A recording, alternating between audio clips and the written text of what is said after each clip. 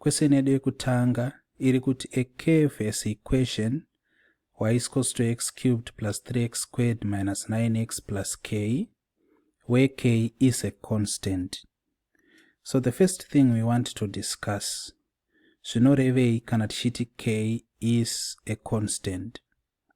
So we have to know, but before we get into it, the color coding of this exercise, zvandichanyora with the color white, ndizvo zvinhu zvamunotarisirwa kunyora in your examination or test, but zvandichanyora in different colors, it's there for illustration.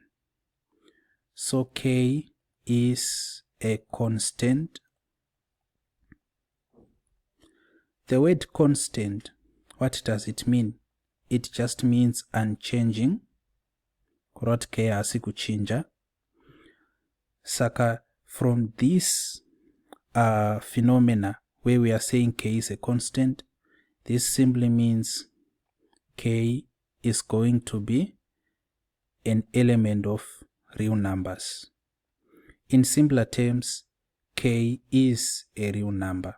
In most simpler terms, k ingori number. It's a constant. And we have also learned kuti the derivative of a constant, cannot the derivative of any number, like what is the derivative of, for example, 2, what is the derivative of 5, etc. The derivative of minus 10, etc. is going to be 0. Take a differentiator, a number, an example, take a differentiator 3, take a differentiator 8, take a differentiator minus 100. The answer we get is 0. So we shouldn't be confused. Kana vakati k is a constant. What they just mean, simply putting it, vari kungoti k is just a number, and the derivative of that particular number, which is a constant, is going to be 0. So ndo pekutanga. Tapiwa that function y is equals to x cubed plus 3x squared minus 9x plus k. Tikapiwa kana kuudza kuti k is a constant. We now want to answer the first part. So the first part iri kuti write down an expression of dy dx. So how do we do this? So paku answer this particular question, yati write down an expression for dy dx, the first thing we do, tinonyora pasi kuti y ambori equal to chi. Saka we are just copying that y is equal to x cubed plus 3x squared minus 9x plus k, like that. Then chatauda kutsvaga, it's dy dx. So dy dx is equal to, what is dy dx equal to? As we already know from what we have learned, takati kana y iri equal to ax to the power n, zvoreva kuti dy dx is equal to a anodona yova an x to the power n minus 1. So that's what should be done. Saka 3 anodona yova 3x, then 3 wacho subtract 1 na 1 plus the same happens apo 3 multiplying 2 adona x to the power 2 minus 1 and minus 9, and apa pana 1, remember, saka 1 akadona, it's times 1, then chi kosara x or subtract 1, like that. Then panapa pana k apa, tanga chikona kuinyora takati k x to the power 0. Tichiziva kuti x to the power 0 zvakangofanana nekuti 1. Saka pana zvatachinja, kureva kuti pana painenge yachi plus k multiplying 0, then chi x to the power 0 minus 1. So zvandaita apa ndangoshandisa the longest way. Otherwise, differentiating simple algebraic expressions shouldn't be complicated like this. So I think I'm going to show it as a method number 2. Okay, so this is just going to be equal to 3x squared, then panapa it's plus 6x apo it's, since 1 minus 1 ichizova chi 0 and x to the power 0 ndi 1, saka pa inongoramba iri chi minus 9, then panapa any number times 0 it's 0, saka it's plus 0. Otherwise zvamanga muchigona kuita as a method number 2, manga muchigona ngoti y iri equal to x cubed plus 3x squared minus 9x, like that, and then you have that plus k. dy dx is just equal to 3x squared. So this can just be done 3 anodona, then we subtract 1 from 3, plus 2 akadona, achati times 3 over 6x, subtract 1 from 2, inongoramba iri 1, then apo it's minus 9. The derivative of a constant is 0, so we don't care.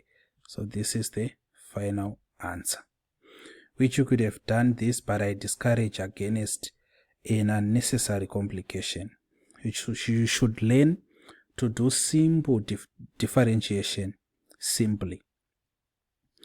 Okay, so tatoita the first part, saka let us write our answer here. Maybe it's going to be material. The answer to the first part yanga iri chi, tikuita write down an expression for dy dx, kureva kuti answer yedu dy dx is equal to 3x squared plus 6x minus 9. That's our answer. Let us go to the second part of what we were learning. Saka second part tichaita say part number 2. Iri kuti find the x coordinates. Saka there are some words called keywords, and as is suggested by the term keywords, these are words which contain the weight of the question. Kuroti tikangoona those words, they are directives as to what we should do. So find the x coordinates of the 2 stationary points on the curve. Ma keywords edu panapa nde aya. Chekutanga tikutsvaga x coordinates and of what 2 stationary points. Actually ngoti stationary points ndo zvakakosha on the curve. The moment we see panzi stationary points, zvikangonzi stationary points, tinofanirwa kubva tatoziva kuti we have to write this statement. Statement yacho inoti at stationary points, this is what the statement says, at stationary points dy dx is equal to 0. And ndozvinoreva kana kuti zvinorebwa nekuti stationary point. So this is the conclusion we have to arrive at. And I can try to explain it, but let me just do the explanation quickly. I'm going to do it on this space. Zvanzi stationary point. Chinonzi stationary point ichi. So when we talk about a stationary point, we are talking about a turning point. And saka if we have a curve like this is the turning point, kana kuti stationary point, pamwechete ne this part pari kutena our curve. And we should know that if we were to find the gradient at this point, tichishandisa the O-level method of using tangents, this horizontal line is a gradient of 0. That is the explanation why at stationary points dy dx is equals to 0. We learned about this If you have an issue with it, revisit your notes. Otherwise, you can ask and I'll find other ways of explaining it. Saka at stationary points, dy dx is equal to 0. But to calculate dy dx part 1, remember, tikawana 3x squared plus 6x minus 9. So the moment that dy dx is equals to 0, we can simply take this value of dy dx, which is 3x squared plus 6x minus 9 totally equal to 0.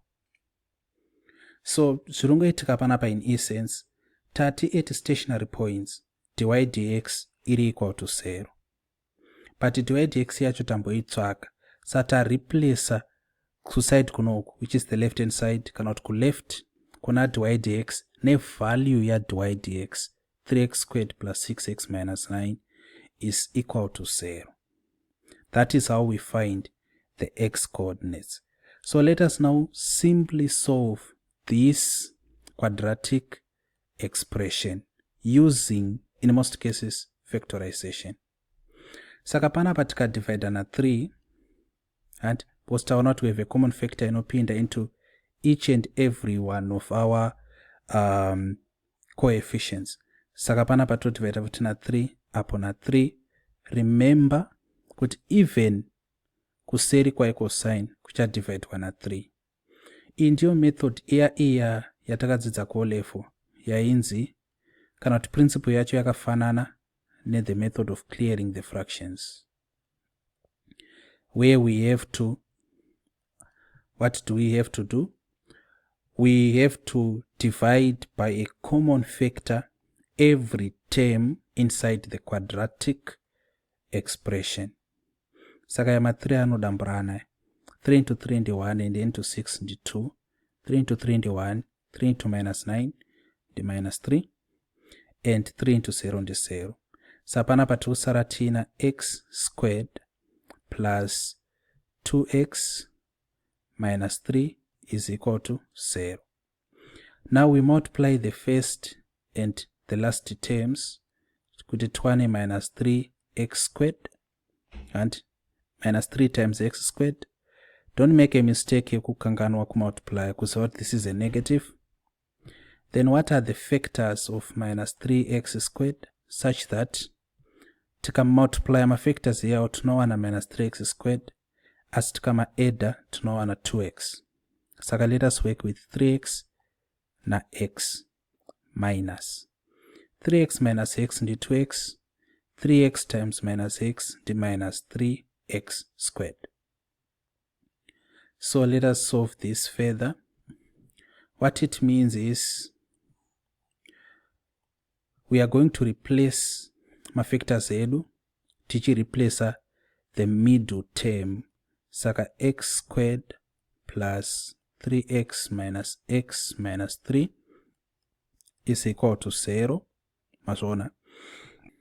If we bracket these two tikagadzira tikaisa ma brackets on our quadratic expanded expression, we see kuti from the first bracket we factor out x, tichasara tina x plus 3. We can verify x times x and x squared, x times 3 and 3x. Then we factor out minus 1 kunoku, tichasara futi tina x plus 3, minus 1 times x and minus x, minus 1 times 3 and minus 3. This is equal to 0. Then we group my terms are kunze into a bracket x minus 1, then x plus 3 is equal to 0, like that. Then tada iso manje tenge takutichi takuti bracket ra x minus 1 is equal to 0 or bracket ra x plus 3 is equal to 0. Kurevei kureva kuti x are equal to 1 or x are equal to minus 3. This is the final answer. And saka from this point, if we are to be honest, from this point tichidzika, this was O level. Saka what's important is this particular statement. At stationary points, dy dx is equal to 0. Let us see our question again. Yet find the x coordinates of the two stationary points on the curve.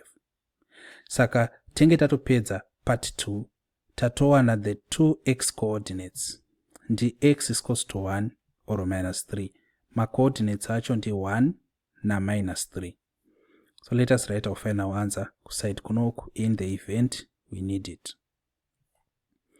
Saka our final answer is x is equal to 1 or minus 3. Then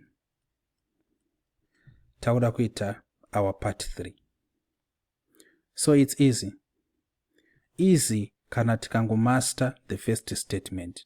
At stationary points, dy dx is equal to 0. Let us now look at part 3.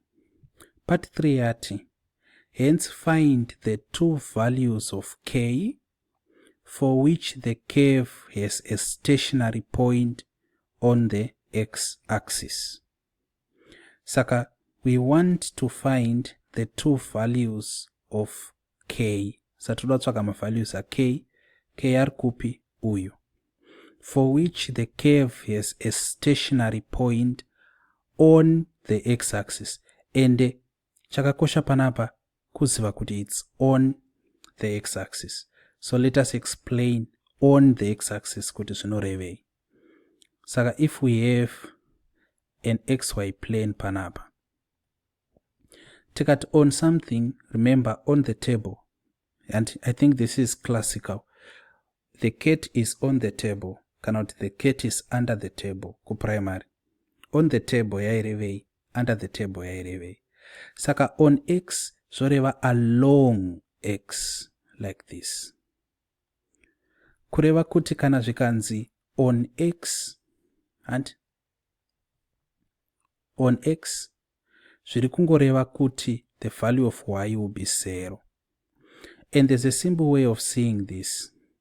Tikati ngatitsvagei the coordinates of this point. X is a negative, ngatiti ndi minus 3, ko y ndiani ndi 0. Tika electa another point also, panapa for example.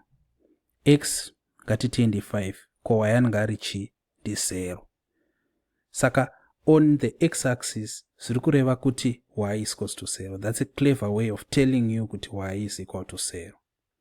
So what you can do as an intelligible person, the reason why we write small sentences in our working, we are communicating with the examiner, the marker. We are also communicating with ourselves. Saka ndiri ine hangu, the moment yandino discover kuti pakanzi on the x-axis, ndinobva ndati on the x-axis, ndakuto answer part 3, on the x-axis, comma, y is equals to 0. Saka on the x-axis, ndogona daiso ndesa semicolon doti y is equal to 0. Mapaona. Saka kana tati y is equals to 0, as kuno kutapiwa the equation, kana uti this is not an equation, it's a function. So tapiwa the function y is equals to x cubed plus 3x squared minus 9x plus k. Ndozva tapiwa. But pana patiri kuconclude kuti y is equal to 0. Saka since that y is equals to 0, but tichiziva futi kuti y is equals to x cubed plus 3x squared minus 9x plus k, logic should tell us kuti therefore x cubed plus 3x squared minus 9x plus k is equal to 0. That's logic. That's basic transitivity. Inoti kana a are equal to b, a zvakare are equal to c, zvinongoreva kuti b anenge equal to c. Basic transitivity. Don't worry about the big word. Doesn't matter. Just logic. Y are equal to 0. Y are equal to x cubed plus plus 3x squared minus 9x plus k. Saka x cubed plus 3x squared minus 9x plus k is equal to 0. Alright, let us continue reading our question. Question yet hence find the two values of k. Satruda utsvaga k and for which the curve has a stationary point. Saka chekutanga chatakuda kuziva panapa nchekuti and the values of x and